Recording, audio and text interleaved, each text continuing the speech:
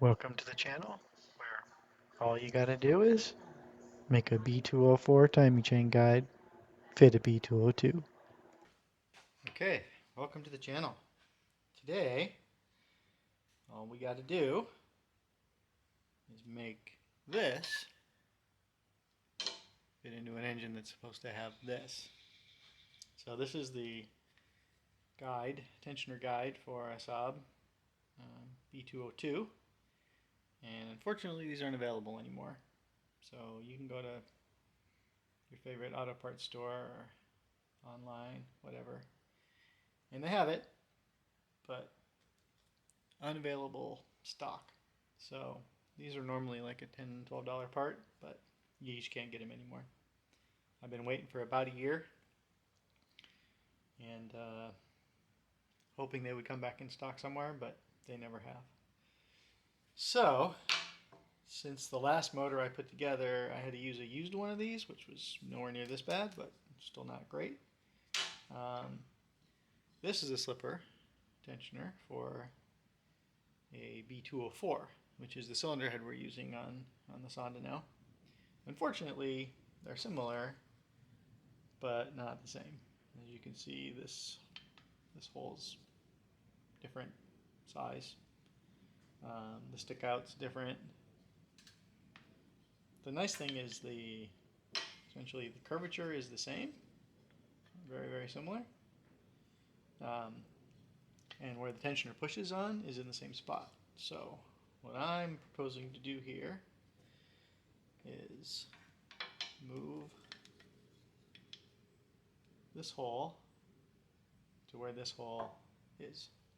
So obviously there's no metal there, so I'm going to have to do some fancy work. So what I'm going to do is I'm going to figure out what size hole this is, plug it, press a piece of aluminum in there, and then drill a hole here, press another piece of aluminum into that hole, and then drill the hole the size of this original hole. That won't quite get us where we need to go because, as you can see, there's some little dunes here which clear things. This is the cover, and this tensioner sits in here like that. So as you can see, that little bolt boss holds the bolt for the oil pump. That's got a clearance in it. Of course, this one, when you put it in the same spot, it's got some clearance issues. So what I'm going to have to do, most likely, is machine a little notch out of this without breaking through. Otherwise, oil leaks out bad. Maybe I'll take a little bit off of here so it clears in that area. And then the other thing that I'm going to have to do is where this guy lives here. This sits up against the front of the block, and since the B202 and B204s, you can see this from the center of the guide to here. The center of the guide to here is, I don't know, 4 or 5 millimeters different. So the same thing with that one. So I'm going to have to make a piece of aluminum that makes this essentially locating feature to the front of the block. I'm going to have to make it stick out that far. Since there's already a bolt here, which is most likely used to fix it in the mold to put this rubber over molding on it, I'm just going to use that as a bolt hole and bolt it on there, Loctite it in, and should be good. So, cars with obsolete engines, fun. So first things first, we need to figure out what size hole that is so we can make an insert. So got my gauge pins here. That one's 401. Slides through like butter. 405 no go. 405. These are minus pins, so these are 2/10 undersized. So it looks like 404 is what size that hole is. So we're going to have to make a little bit of a press fit. So we'll make that 405, 404 and a half, something like that. So let's get to it. Okay, so here we are at my high performing 40-year-old, probably older than that, I don't know what year it is, old South Bend. Usually gets the job done though. So just a piece of 5/8 aluminum. So it's 625 inches. We're going to turn it to 405. So a little bit of whittling.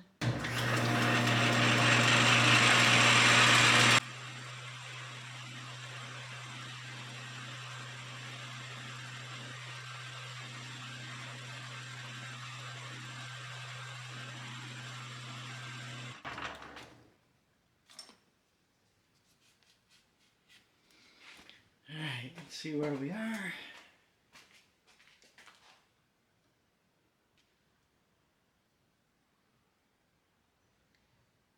$4.59.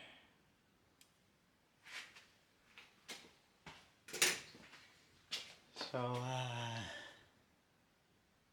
gonna take about 55 thousandths off. So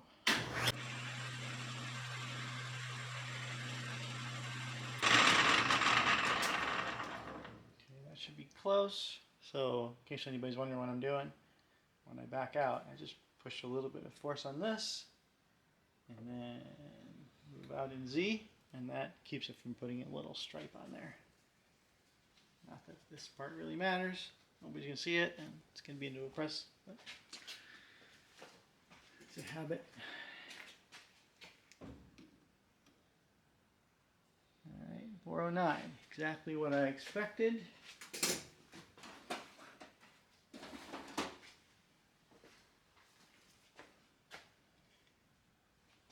Obviously those digital calipers aren't accurate enough to get as far we need to go. So this says it's 408 and a half. So, see that?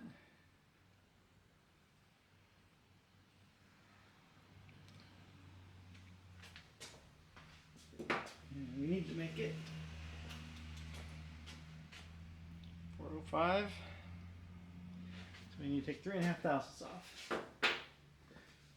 which on this dial is 2 graduations almost. So not much.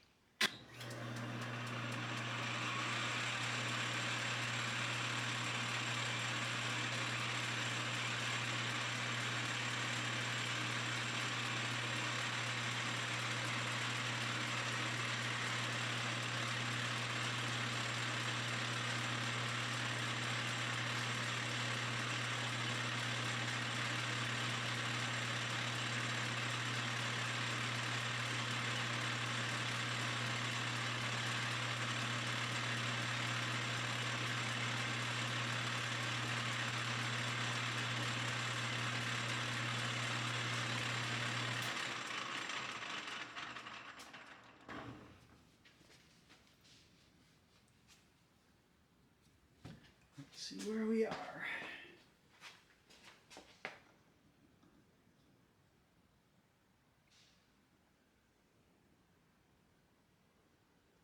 Okay, we got 406 on that end, 406 and a half on that end. So you're going to see some taper on this because everything's a spring.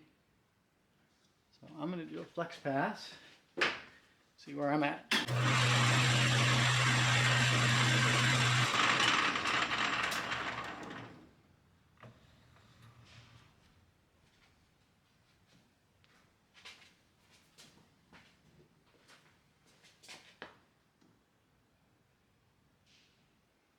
Okay, 406, 405 and a half. So, you move this dial ever so slightly.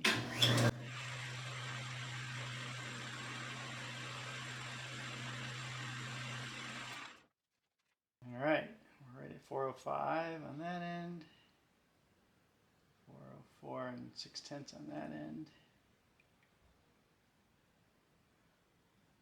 Yeah, so it looks like we got a little over a thou press fit, which is about what we want. So let's just clean this guy up.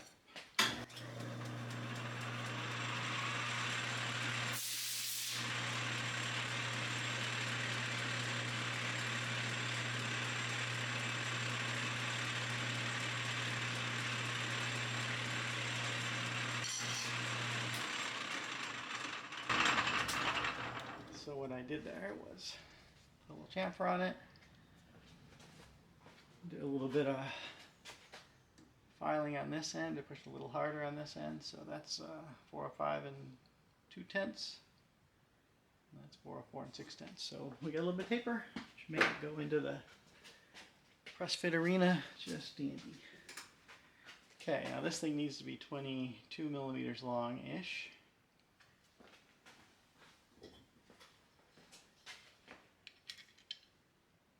Call it 820 thousandths. Hopefully we made this long enough. 820 thousandths. Yep, so just about enough room for a saw blade in there. So off to the bandsaw, we'll fix that up.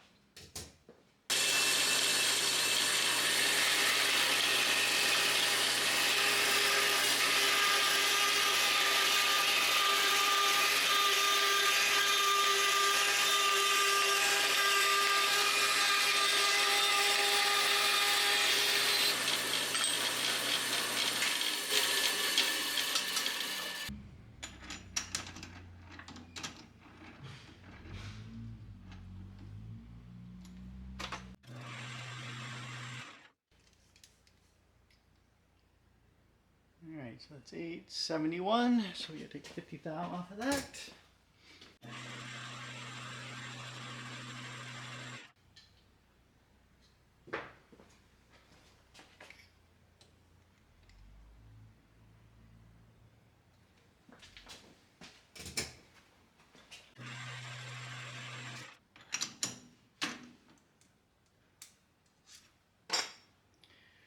There you have it, a doodad.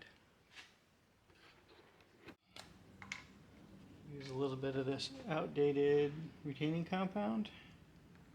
It's probably expired for 20 years, but that's okay. Seems to still work.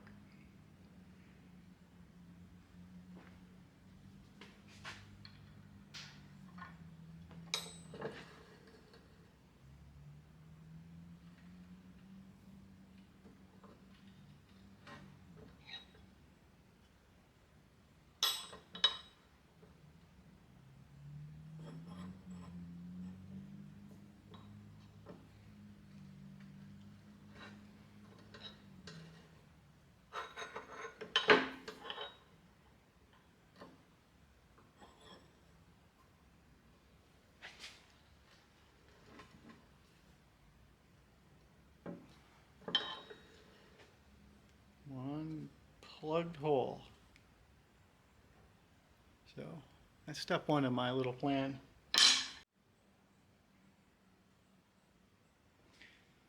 Okay, so now we got to figure out where the new hole goes. Couple of ways you can do this that I thought about. One is I could 3D scan both of these parts, overlay them in CAD, figure out where that hole is. That seemed like a lot of effort for something that probably doesn't need to be all that accurate. So instead what I'm going to do is line this guy up as close as I can get it.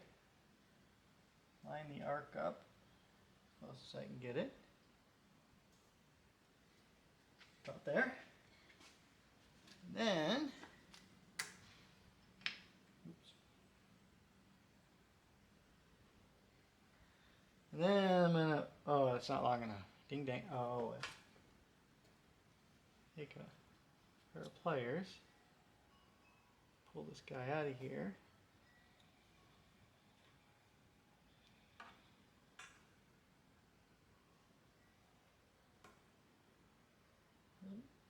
It'll reach a little bit farther now. Let's see if it reaches all the way.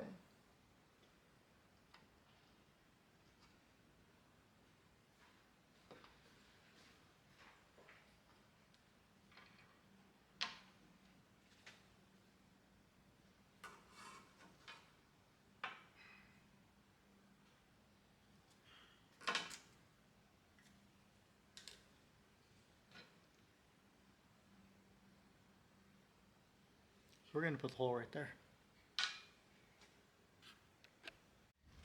Okay, all of a sudden we're on the mill. So what we're going to do here, got a small drill in here. I'm just going to center that up pretty close to the center of the slot, because we're going to be drilling approximately 5/8 hole, which is the width of this slot. So I don't need any more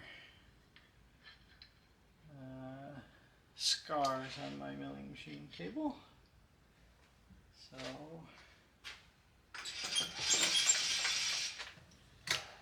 just line this guy up to that marker dot.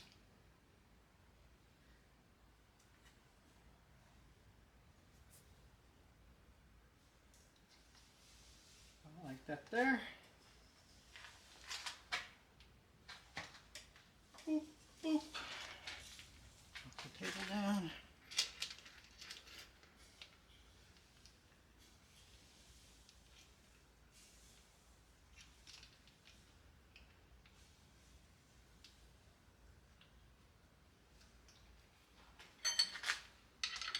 We're going to be drilling a hole, not milling, so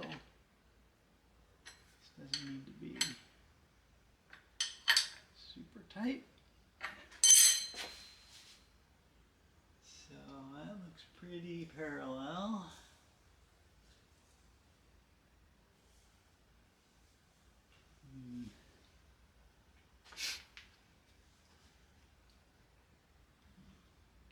It's actually a little bit lower over here. So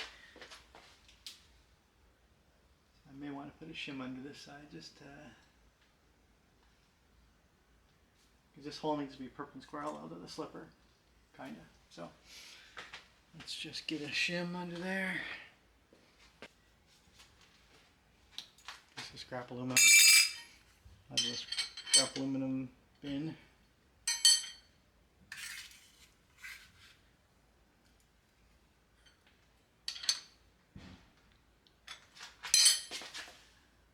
Oh yeah, my eyeball says that's good.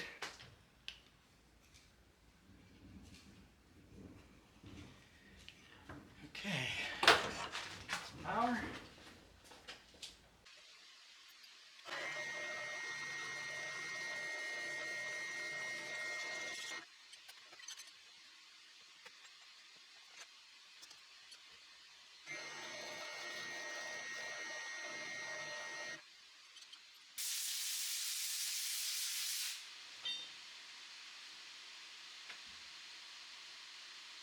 So now that we got this thing machined, we need to make another insert that's wider and has the right stick out and has the right size hole in it. So first thing we need to do is figure out what size hole that is.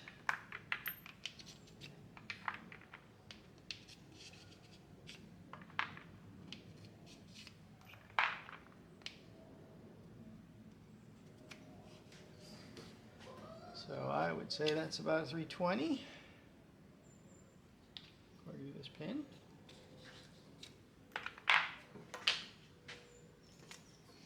So here's our cartoon.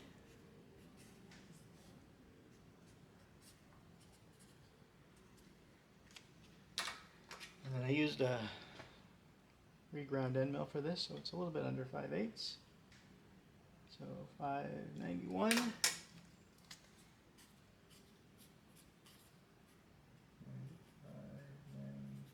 592. So we have a little press fit. And this guy is 1" 156.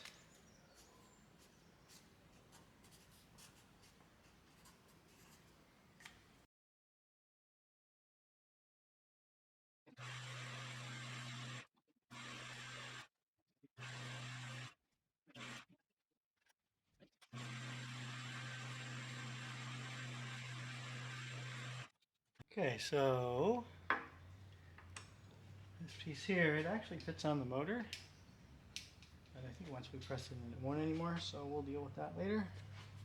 Some more of this expired sleeve retainer. It's always fun to get your fingers sticky.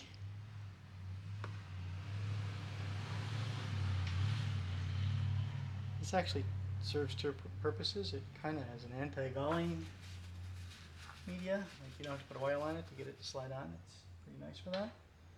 But it also fills up little nooks and crannies, so just make sure we got the stick out on the right side.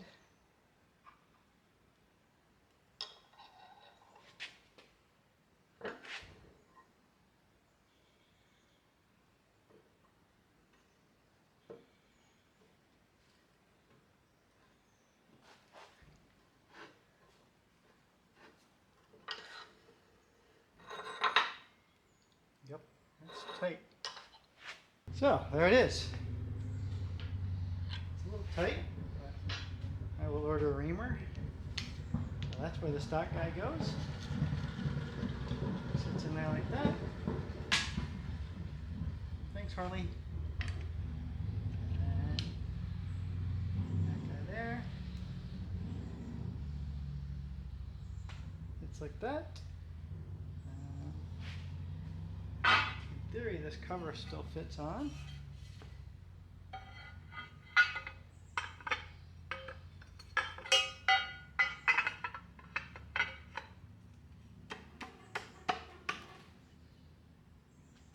That's good.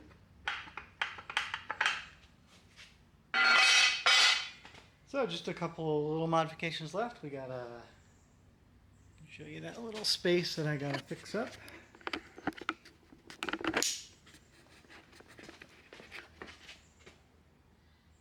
See, there's a gap in there. Fix that up. The stock one has this little doodad on the side of it, so it slides right there. So that'll be another video if I bother, but you get the idea. There you go. That's how you make a old junky engine run with new parts. Thanks for watching. If you like this content and want more, subscribe, like, and share.